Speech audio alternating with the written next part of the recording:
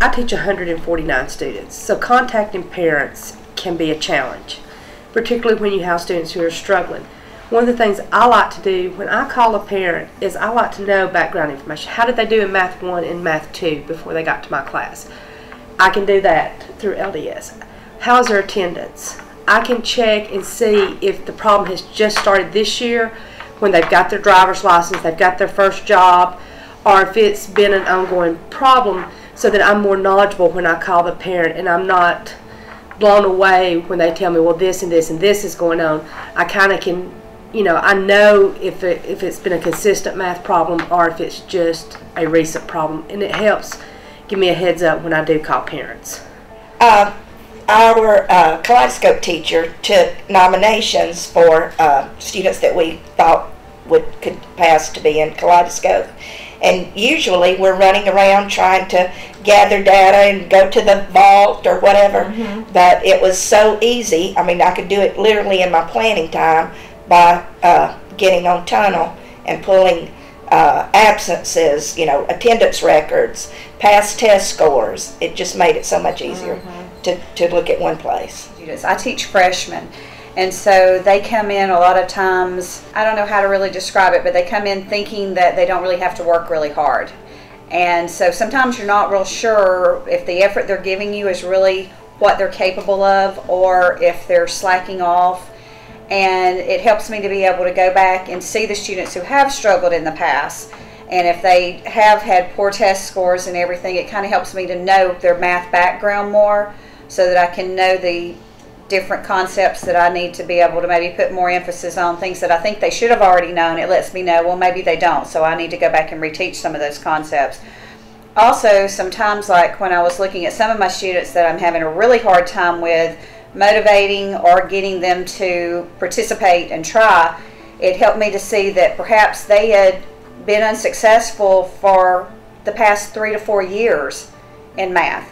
So it was able to help me to see that maybe I could kind of see some of their attitude towards it. Not that it's justifying it, but that it was at least letting me know that perhaps they are just to the point that they do feel so overwhelmed that the acting up and all is more of a self-protection mechanism. So helps you to be able to kind of see where the students are coming from. I have a fairly new child and we're still receiving records, and the speech teacher gave me a form to fill out on this child, and she needed various data on the child.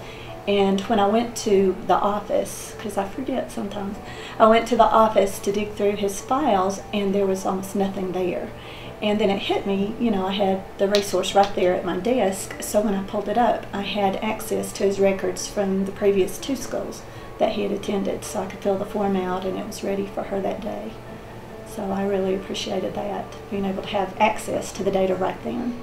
Okay. For one of my classes, I gave my first test in class, and that particular class did more poorly than the other classes. And so I was trying to think, what's going on in this class? And it seemed to be just even the atmosphere in there wasn't very productive.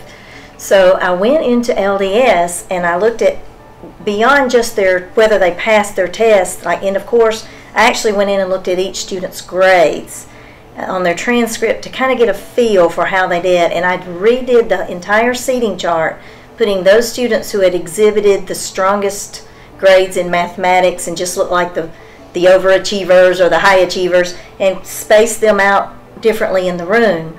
And it made a remarkable difference in that classroom just to change the seating based on what I found there. I am big on goal setting, and so it allows me to print out data that is color-coded. They can see their CRCT scores. I teach 5th grade.